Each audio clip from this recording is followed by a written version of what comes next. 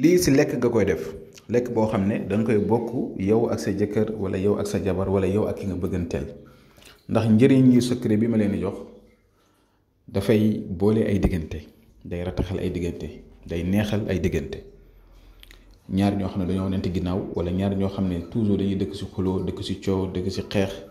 wala dëkk si wanante ginnaaw wala ñaareel li nga bëgg si ki nga bëgganteel sax doo ko faral di am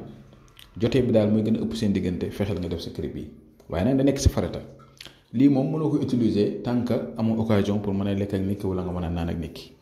te jubluwaay bi wax naa leen ko farata la da nga koy def pour jublu si lu baax sa diggante ak nit ki ndax jàmm ak salaam ak mbëggeel dina am ci diggante boobu incha allah ginnaaw loolu pour ñi nga xam ne ñu ngi bëgg a def istixaara di seetlu seen mbir si wàllu diggante wala lu jëm si wàllu couple bi nga ñu yónnee message si numéro boobu noonu 76 605 63 19 am na whatsapp bu ko defee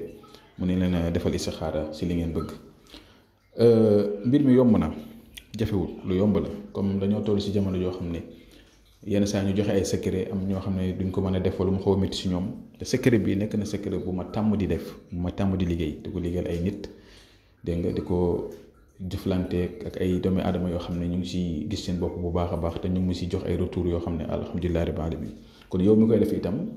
na nga am ijaaba te itam nga jublu si farata waaw bu ko defee incha allah rek maa ngi ñaan si yàlla balaa nga koy def sax yéen a yàlla sotti li nga bëgg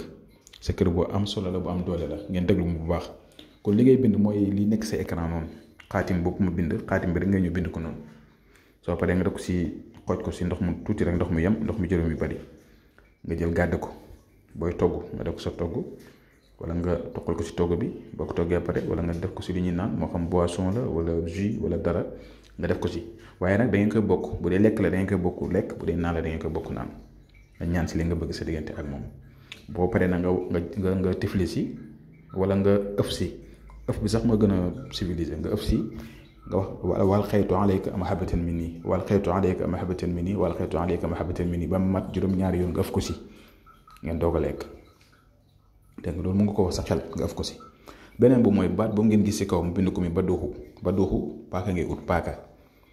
100 francs yi ngay ut rek bu bees nga bind si baduuxu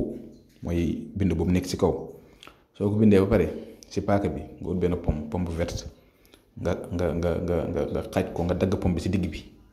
nga jox ko benn partie bu mu lekk beneen partie bi nga jël yow nga lekk ko dégg nga boobu tam baax na lool boo koy daggee itam nga ñaan sa diggante ak moom li nga si bëgg sa kër bu doy waar la yoo xam ne man dama koy liggéeyal ay nit te xam naa li si ne kon yow mi koy def jubluwaay bi na rafet jubluwaay bi na nekk farata te maa ngi lay ñaanal boo ko defee yàlla yàlla defal si tawfiq yàlla may la si ndam yàlla dimbale leen jàppale leen neexal diggante yi surtout jigéen ñi sonn nañ trop yenn saa yi ku la si woo di jooy wala ku la si woo di la wax soxlaam si wàllu sëyam wala si wàllu digganteem da nga dem ba di leen yërëm waaw di wax ne tam ne góor ñi tam nañ comprendre jigéen te di leen yërëm jigéen amul xel amul doole waaw kon loolu maa ngi leen koy baaxee di leen ko bàyyiloo xel ndax jamono ñu toll nii dund bi lu mu yàgg-yàgg rek si jeex lay mujj kon toujours rek nañ ci rafetal moo xam diggante yi wàllu xarit yi moo xam wàllu mbëggeel yi moo xam wàllu sëy yi moo xam lu munti doon ne lépp rafet rek waaw kon ñu ngi yem fii di leen jox di daje bu suba jàmm incha allah asalaamaaleykum wa rahmatullah wa barakatuhu